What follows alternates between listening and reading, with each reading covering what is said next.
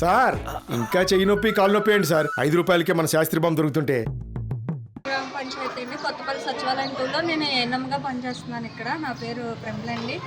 గత 3 years నుంచి కూడా ఈ యొక్క బ్యాడ్ స్మెల్ అనేది వస్తుందని టీచర్స్ మాకు కంప్లైంట్ ఇచ్చారు. ఇచ్చినప్పుడు మేము గ్రామ పంచాయతీ సెక్రటరీ సారు, సిబ్బంది అందరం కూడా వచ్చి వాళ్ళని హెచ్చరించామండి.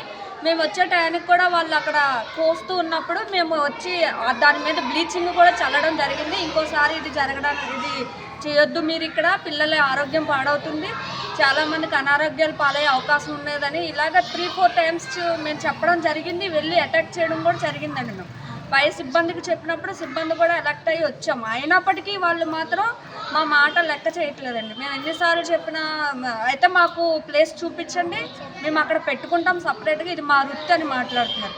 ప్లేస్ కూడా మేమే చూపించాలంటే అది మేము ఎలా చూపిస్తాం సార్? అది వాళ్ళు చూసుకోవాలి. అది మేము ఎన్నిసార్లు చెప్పినా వాళ్ళు మా మాట వింటలేదు. మేము టీచర్స్ కూడా చాలాసార్లు కంప్లైంట్ ఇచ్చారు. మాకు ఇచ్చినప్పుడే వెంటనే మేము రియాక్ట్ కూడా అయ్యాం. అయినా మా మాట వాళ్ళు వినట్లేదు.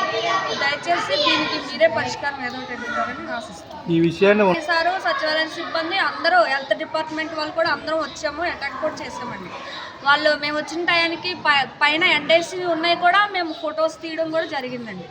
వస్తుంది సార్, అంటే వామిటింగ్స్ అయ్యే అవకాశాలు ఉంటాయి. స్మెల్ పడక పిల్లలకి కళ్ళు తిరిగి పడిపోయే అవకాశాలు, వామిటింగ్స్ అయ్యే అవకాశాలు ఎక్కువగా ఉంటాయి. ఇప్పుడు ఎందుకంటే వాళ్ళు ఇంటికాడ నుంచి ఏదో ఒక టిఫిన్ తిని వస్తారు, ఆ సమయానికి వచ్చే సమయానికి బ్యాడ్ స్మెల్ రావడం వల్ల ఏమంటుంది, వాళ్ళకి కళ్ళు తిరిగినట్టు వికారంగా ఉంటే వామిటింగ్ సెన్సేషన్ ఉండే అవకాశాలు ఎక్కువగా ఉంటాయి. అలాగని చెప్పినా కూడా వాళ్ళు వినట్లేదండి. వినకుండా వాళ్ళ పని వాళ్ళు కంటిన్యూ చేసుకుంటూనే ఉంటారు. ఏబిఎన్ కొత్తపల్లిలో హెచ్ఎంగా వర్క్ చేస్తుంది సార్. మా పక్కన ఇదే నుంచి స్మెల్ సార్ చాలాసార్లు చెప్పడం జరిగింది. ఇకారం పిల్లలు మేము స్కూల్ పక్కన ఉండలేకపోతున్నాం, వాసన వచ్చేస్తుందమ్మా, మీరేం చేస్తున్నారేంటో, మాకు ఇకారం వాంతులు అవి వచ్చేస్తున్నాయి పిల్లలకి మాకు అని చెప్పడం జరుగుతుంది సార్. ఏమీ లేదు అని అంటున్నారు. ఇదిగో పేరెంట్స్ వచ్చి మీరేం చేస్తున్నారు, మీరు ఏదో ఒక చర్య తీసుకోవాలి కదా, పిల్లలు ఇబ్బంది పడుతున్నారు, వాళ్ళు వాసన వచ్చేసి వాంతులు అయిపోతున్నాయి, మీరు ఏమైనా నిర్ణయం తీసుకోవాలి కదా, మీరు ఒక స్కూల్లో వర్క్ చేస్తున్నప్పుడు హెచ్ఎంగా మీరు నిర్ణయం తీసుకోవాలి కదా, టీచర్స్ మీరు ఏం చేస్తున్నారని పేరెంట్స్ కూడా మాకు ఒత్తిడి చేయడం తీసుకురావడం జరుగుతుంది సార్. పేరెంట్స్కి మేము సమాధానం చెప్పుకోలేక మేము ఈ నిర్ణయం ఇలా మీకు బీఫ్ ఏదో అదే సార్, బీఫ్ సార్ పచ్చి మాంసాన్ని ఆరబెట్టడం అవి జరుగుతుంది సార్. అది అలా రోజు ఆరబెట్టడం వల్ల అది రోజుకి వాసన ఎక్కువైపోతుంది సార్. పడేయడం అవి జరుగుతున్నాయి సార్ స్కూల్ దగ్గర. దానివల్ల కాకులు అవి ఇవి ఈగలు అని కాకులని ముసరడము, ఆ స్మెల్ ఎక్కువైపోతుంది సార్. కాకులు తెచ్చేసి ఇక్కడ వేయడం అలా జరుగుతుంది సార్. ఈగలు ముసరడము, కాకులన్నీ చేరిపోయి గుమ్మిపోవడం అలా జరుగుతుంది. ఇక్కడ చాలాసార్లు చెప్పామండి, ఆ స్మెల్ వస్తుందని చెప్పేసి బీఫ్ వాళ్ళు కట్ చేసి అక్కడే ఆరేస్తున్నారు. ప్లస్ అవే పీసులు తీసుకొచ్చి ఇక్కడ పడేస్తున్నాయండి కాకులు. ప్లస్ కుక్కలు కూడా అదే విధంగా వచ్చేస్తున్నాయి సార్ స్మెల్కి. ఆ స్మెల్కి పిల్లలు మీ అంతా రూమ్ అంతా లాక్ చేసుకుని డైలీ క్లాస్ చెప్పాల్సి వస్తుంది.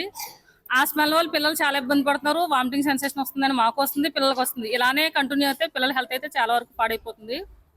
మాకన్నా మేమంటే కొంచెం మాకు రికవరీ చేసుకునే అంత స్టామినా ఉండొచ్చు, కానీ పిల్లలకి అది ఉండదు కదండి. ఎర్లీ మార్నింగ్ వచ్చేటప్పటికి చాలా ఎక్కువగా వస్తుంది సార్. హాలిడేస్ అయితే మాత్రం కంపల్సరీ మాత్రం నెక్స్ట్ డే మాత్రం ఫుల్గా వస్తుంది మాకు. సో దానికోసం మీరైనా చర్యలు తీసుకొని మాకు దాన్ని. గ్రామానికి సభ్యులండి నేను. మరి ఇందులో మా బాబు కూడా చదువుతున్నాడు.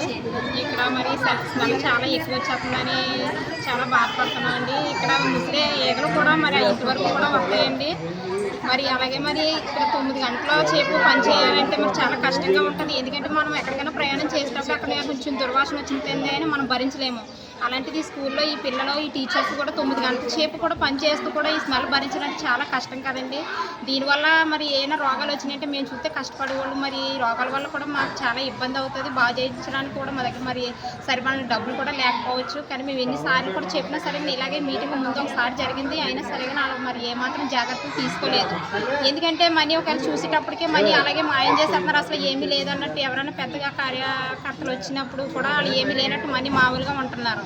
మనీ వాళ్ళు లేనప్పుడేమో ఇలాగే మాసం గట్ట ఈ గొడ్డు మాసం వల్ల ఈ చచ్చిని పుచ్చిని గట్ట మొత్తం ఇక్కడ ఆరబెట్టడం వల్ల చాలా ఇబ్బంది పడుతున్నారండి. టీచర్స్ కాదు పిల్లలు కూడా చాలా ఇబ్బంది పడుతున్నారు. దీనివల్ల రానని చెప్పి బాగానే ఉంటుందండి, వచ్చిన తర్వాత చాలా కష్టం అవుతుంది కదండి. దీనికి అధికారులు ఏమైనా చేస్తారని మేము కోరుచున్నాం. మరిన్ని వీడియోస్ కోసం ఛానల్ ని సబ్స్క్రైబ్ చేయండి. లేటెస్ట్ అప్డేట్స్ కోసం వాట్సాప్ ఛానల్ ని ఫాలో అవ్వండి. ఆ లింక్ డిస్క్రిప్షన్ లో ఉంది.